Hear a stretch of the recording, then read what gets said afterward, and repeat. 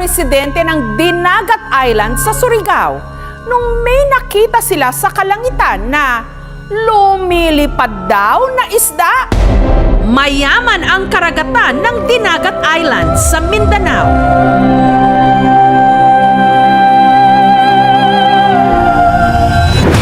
Pero kamakailan lang, abot langit ang pagtataka ng mga residente kung paanong ang isda na nasisisid sa pusod ng dagat kanilang naispatan sa kalangitan. May isda sa langit oh! May isda sa langit oh! Isda sa langit oh! Sa unang tingin, ang parang kulay itim na imahe na nasa tinatayang 75 feet ang taas sa ere, aakalain mong ibon sa kalangitan. Pero nung i-zoom in ang video, May isda sa langit oh! mukhang may something fishy nga. May isda sa langit oh! Isda talaga. Kasi meron siyang palikpik, meron din siyang buntot. Parang siya si Finding Nemo na lumalangoy sa kalangitan. Amin yung nakikita doon sa itaas. Talon-talon eh. Palayo ng palayo. Yung forma niya. Parang isda sa dagat na lumalangoy. Flying isda? For real?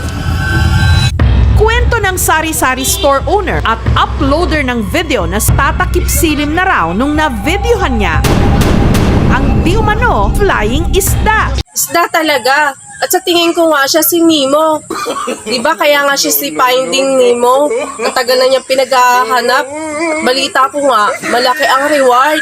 At hanggang ngayon nga hindi pa rin siya nakikita. Kaya nga paulit-ulit pinapalabas sa mga sinehan yan eh. Kaya pag naligaw ulit siya dito, titiradorin ko talaga siya. At nang makuha ko yung reward, para tumigil na rin sila sa kakahanap. Kaya ang na-caught on cam na flying isda, nagpapalipad ngayon ng sari-saring haka-haka.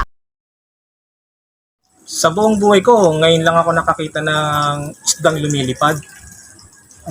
Imposible naman magkaroon ng isdang lumilipad. Pero tingin ko nga, tama nga yung nakakuha ng video na yun, na si Nemo. Matagal na kasi pinaghahanap yan si Nemo eh. Kaya lagi yung merong pelikulang Finding Nemo eh. Uunahan ko yun. Pag ako nakakita doon, uhulihin ko yun talaga yun.